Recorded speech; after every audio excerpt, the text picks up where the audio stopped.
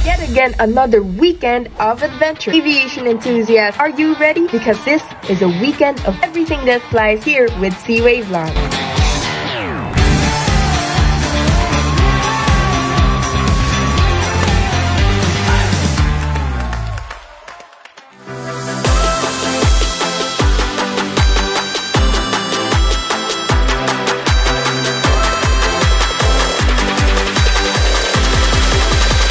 You know that the Philippine International Hot Air Balloon Fiesta is Asia's longest time running aviation festival and the remarkable air show experience in the Philippines.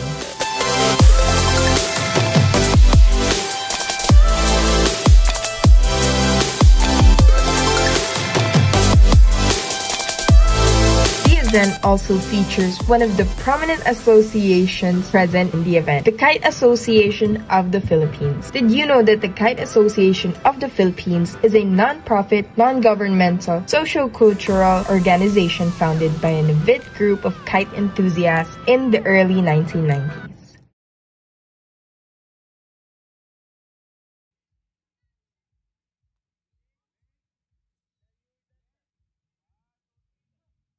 So, bali ito pong paggagawa nyo, sir, ng kite sports is just for your hobby? For the fun of it. Sabi, yun yung pinaka-slogan ng team, just for the fun of it. Nag-enjoy lang kami mag-fly, gano'n. Basically, yan, sila mga orly, ang kite association ng Philippines.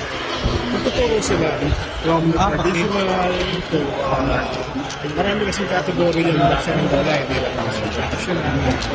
Kaya nga, marami pa mga types of kites. Yung iba po nagko-compete pa dyan no? Opo.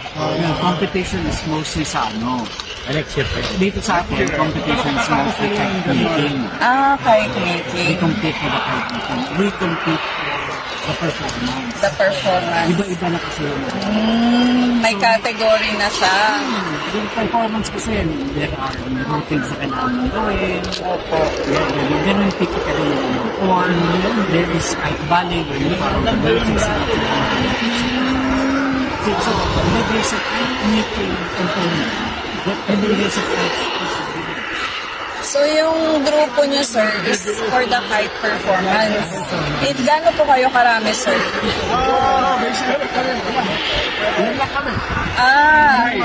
Pero do you have any plans of recruiting others po? Yeah, we do, of course. Gusto kami, yung mga gusto mag-practice sa mga nasakami. Tinatalaw din. Tinatalaw namin. Gusto namin fly weekends at days kasi we are all based sa Panamas. Sila ito yung kasi sila Manila. Manila sila. Pero Manila yung tutupangan na uin na dito rin sila sa Manila City. Manila is Manila din ang spot. But ang amin